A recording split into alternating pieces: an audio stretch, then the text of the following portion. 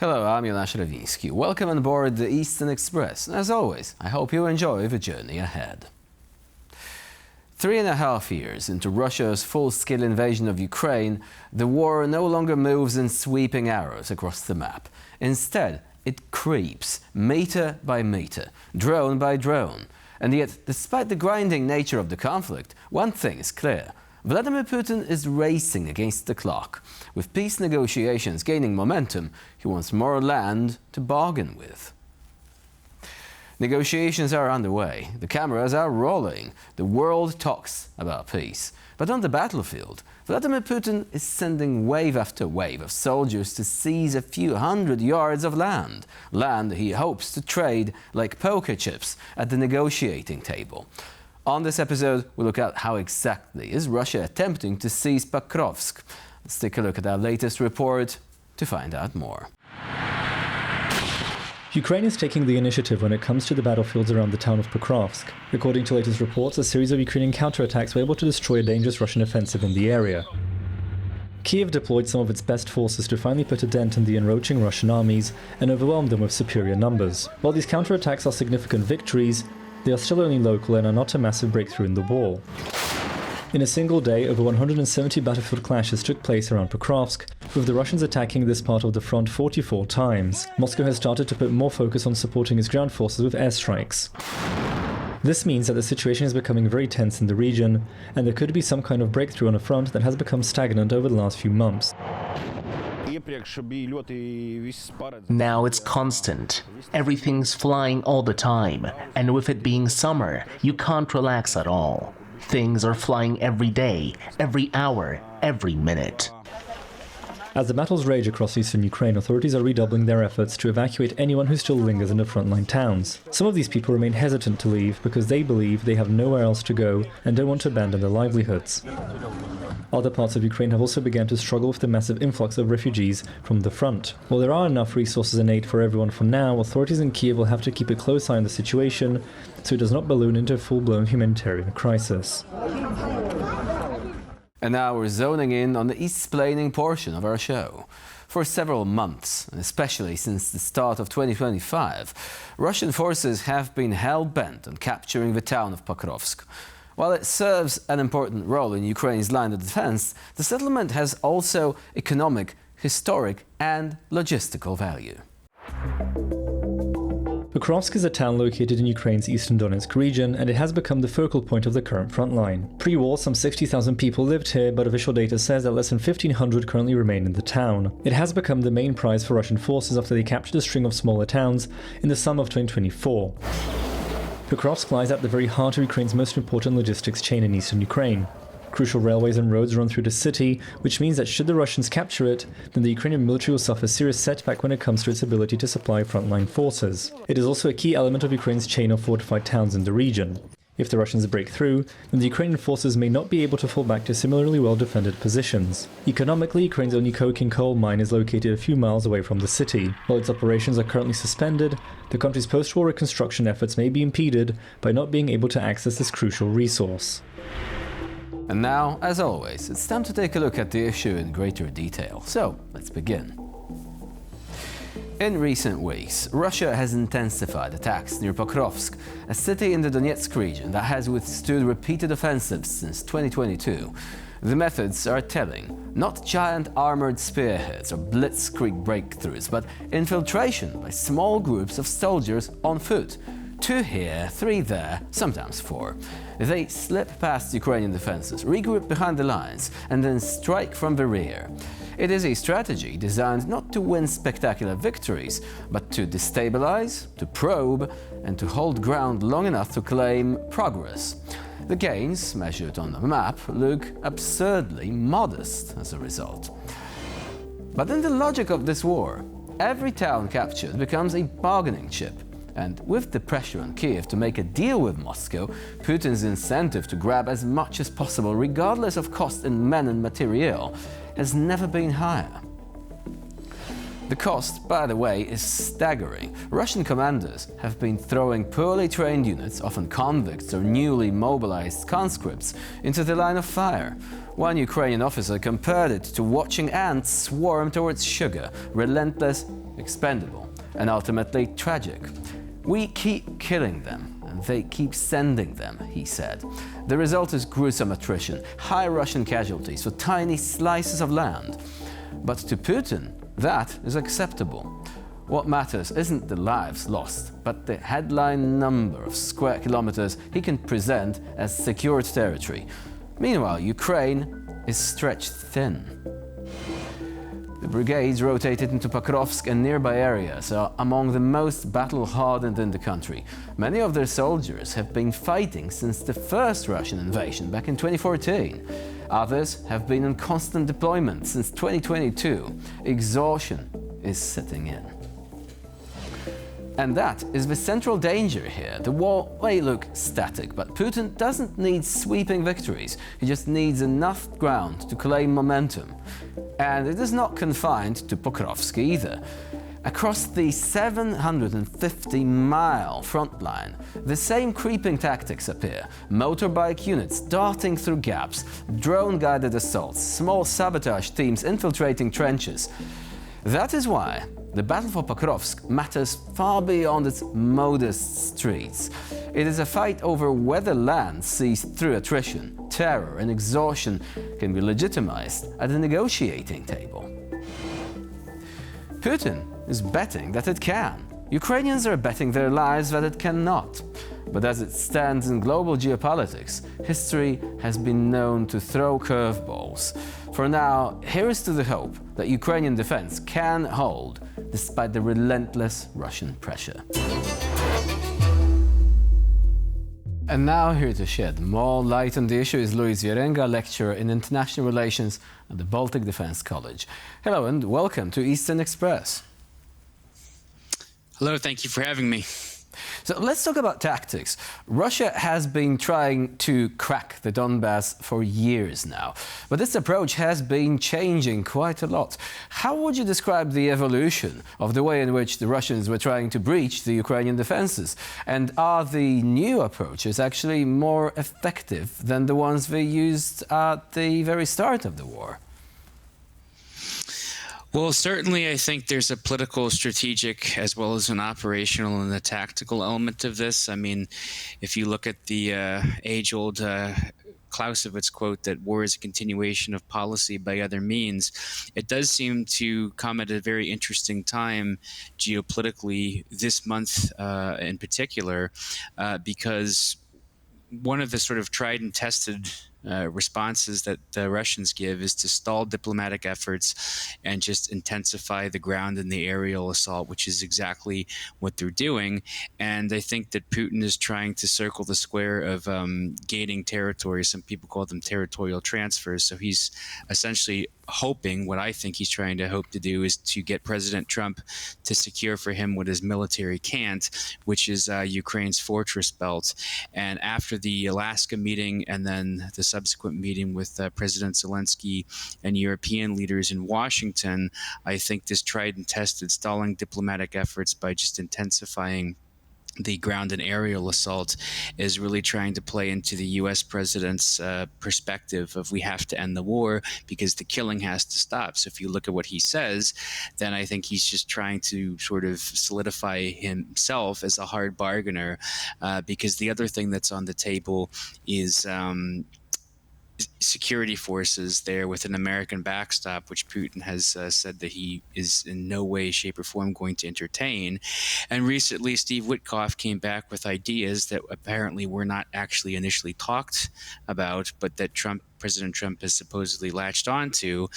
And one of them could be that maybe the swap is that the U.S. provides us some sort of security guarantee if there is a transfer of authority. So I think that that's how you can look at it, because Putin wants the Ukrainians to abandon this fortress belt, which is about a 50-kilometer line, which encompasses 4 cities and a handful of towns. But what that does is what that would do is give Russia, a bigger advantage to gaining the whole region of Donbass, but also that would lead to a staging ground to threaten other regions and Ukraine, which gets us back to the crux of the issue that although thousands of people are dying on each side for just a small amount of territory. That's why it's so important for the Ukrainians to keep fighting and fight to the teeth, even for kilometers of land, because A, it's their land, and B, there's no indication, Russia has given zero indication that they would stop, even if they come out of peace talks, so-called quote-unquote peace talks, which grant them access to this land.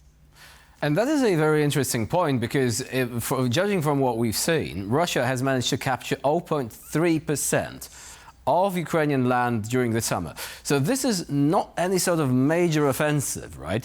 These are like tiny incremental gains. So what you're saying is that Putin has been using these latest tactics, which involve basically like having smaller units storm the Ukrainian positions, gaining a foothold, trying to attack them by, outmaneuvering the Ukrainians and all that. But Putin seems to realize that this tactic will not get him far. From what you're saying, he would rather have this handed to him on a silver platter, because he knows that if he tries to storm this fortress belt, this would cost him dearly in terms of manpower and equipment, right? Yeah, and I think that's the problem that they're going to have with personnel, because Russia has a serious demographic crisis, but they treat their military as a meat grinder. They just send people to bleed out. I mean, one of the tactics that they're using at the tactical level is these motorcycles attacks, because they can go very fast.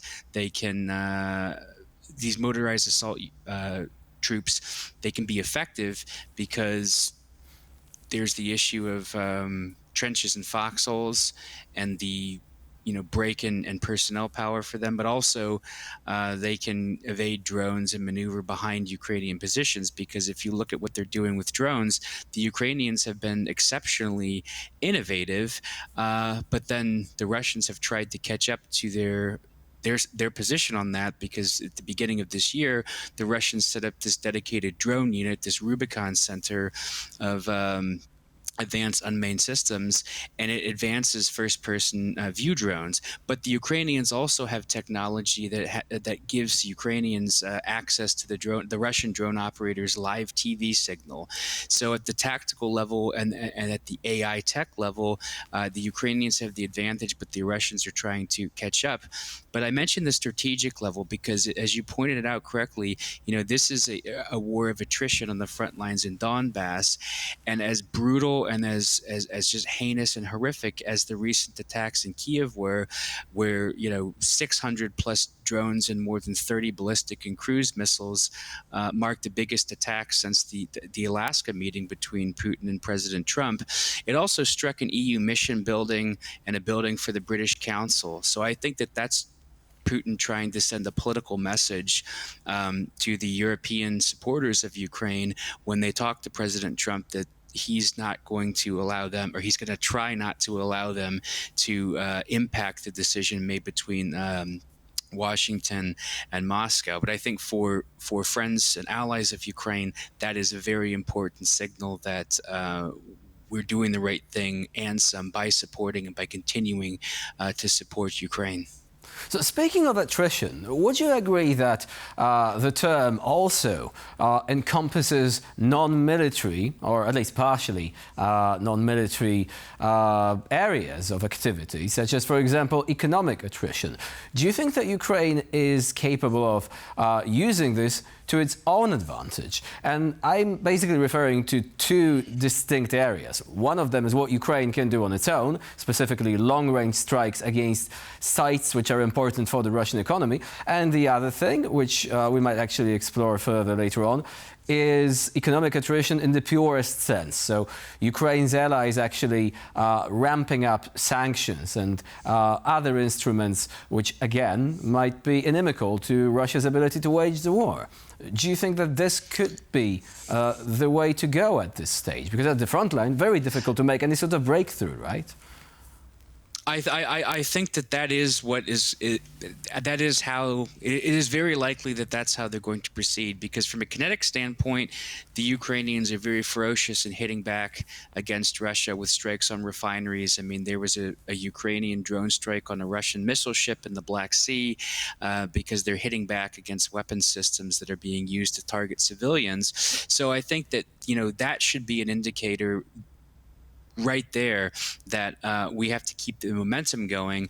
And if you look at, I mean, I'm not an economist, but if you look at the impact that European sanctions or economic instruments of power could have, especially coupled with Americans against Russia, that could be on the escalatory ladder, because a military acronym or a strategic acronym is DIME: diplomacy, information, military, and economic. And so using that in a package is probably the first way to progress if there's a big standstill, which there is and there likely will be, about a potential security task force in Ukraine from European militaries with an American backstop.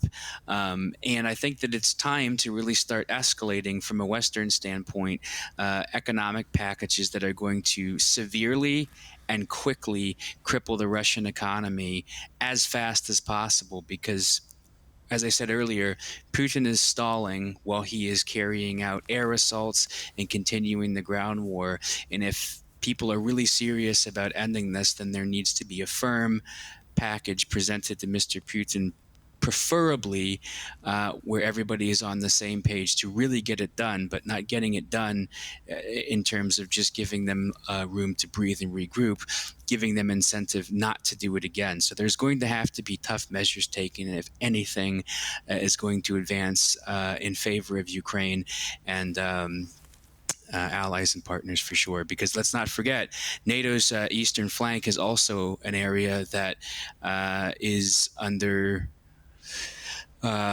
pressure from the non-kinetic hybrid threats from the Russian Federation, and they have gotten more frequent and more severe since the start of Russia's second phase of war of aggression against Ukraine. So obviously this is going to something for the European leaders to think about during the Copenhagen summit. Specifically, this summit is intended for informal talks about the Russian frozen assets. But before that happens, Ukraine has already started striking the soft underbelly of Russia, which is refineries. So one quick question towards the end. Can Russia really protect these sites? Because from what I know, most of them are based in the European part of Russia. There is no way they are going to relocate them. And what other sites also would you say would be vulnerable to these kind of strikes with drones, but also with the new Ukrainian Flamingo cruise missiles, which are intended to be deployed within the foreseeable future? Well, I mean, look, it's only fair that Ukraine be given all of the support they need to strike back what's hurting them, what's killing their civilians, what's killing 23 people, including 4 children, the youngest of which being 2 years old more recently. They have to be able to hit refineries and hit Russia where it hurts, hit the ships in the Black Sea that are serving as a launch pad for this. So I think if you look at the center of gravity for Russia right now, it's very clearly, as you pointed out, the European part of Russia, Moscow, St. Petersburg. And I think that the previous U.S. administration was a little bit hesitant about this because they were particularly concerned with nuclear escalation. But the hard part of living in this sort of post-holiday from history, if you want to put it like that, is that you're dealing with an aggressor that doesn't care about human lives whatsoever, that doesn't play by any of the international norms and rules. They play to get what they want, and they use nuclear escalation as a way to try and discourage anybody from supporting Ukraine and providing them everything that they need to fight to really win, which means getting Russians out of their territory and making them stay out. So I think that there are going to be some very interesting and engaging political talks. You mentioned Copenhagen, but also there will be meetings in Washington between Ukrainian and American personnel. And it looks like they're going to be talking about ending the war with the Ukrainian delegation and American officials. But, that could mean many different things. And President Zelensky has been very, very clear that he is not going to give up, even recently stating that Ukrainians aren't victims, they're fighters. And so I think that you will likely see more and more close alignment between the U.S. and European allies. I hope, but I also think that that's what's going to happen, because if Mr. Putin continues to assault Ukraine after trying to have peace talks, I don't think that the current U.S. administration is going to put up with that for much longer, and I hope I'm right about that. Luis Virenga was our guest today here on the Eastern Express. Thank you very much for joining us and for sharing your insight. Always a pleasure. Thank you for having me. And now we move on to the Eastern News Flash, a series of all the other stories from the East that you really don't want to miss. Russia is extending its fuel export ban amid ongoing shortages and a price surge. The gasoline export ban will now last until the end of October 2025. The ban on fuel exports was originally introduced in late July. Russian authorities claim that it was introduced to stabilize domestic prices, which have seen a rapid increase over the last several weeks. Russia's fuel crisis has been further exacerbated by Ukraine's strikes on several oil refineries. These attacks have led to an almost 10% drop in production and have greatly slowed down Russia's refinery operations. The shortages have been most prevalent in the Russian Far East and in occupied Crimea, where gas stations were either completely dry, had to ration fuel, or sell it only to select customers. For now, Russian officials say that major cities across the country, such as Moscow, remain largely unaffected. Ukraine is allowing young men aged between 18 and 22 to leave the country. The decision comes amid a struggle between army recruitment needs and Ukraine's demographic crisis. Ukraine's military commanders have been highly critical of a decision by the Ukrainian government to allow young Ukrainian men to go abroad for the first time since the start of the war. They argue that the country cannot afford to let young, healthy men leave when the military's frontline units are in desperate need of recruits. Since the new regulations also affect Ukrainians living abroad, its supporters argue that it lets young Ukrainians return home for visits without being trapped by Ukraine's ongoing martial law. They believe that the youth need this sort of connection with their homeland to encourage them to return to Ukraine permanently. It is crucial for Ukraine's government for the country's youth to stay, as the country has been suffering a serious demographic crisis, which has only been deepened by the conflict. Vladimir Putin and Kim Jong-un may be setting things up for yet another meeting. This time, the two leaders may hold talks during their upcoming visit to China, where they will attend celebrations commemorating the end of World War II.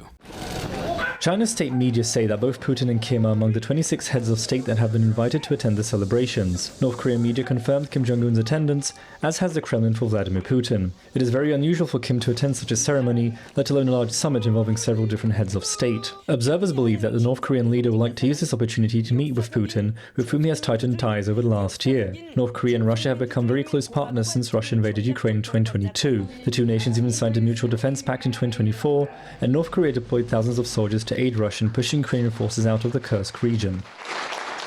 And for this episode of Eastern Express, it's the end of the line. Please stay with us here on TVP World for more latest news and updates. I'm Jonasz Rewiński. Bye for now.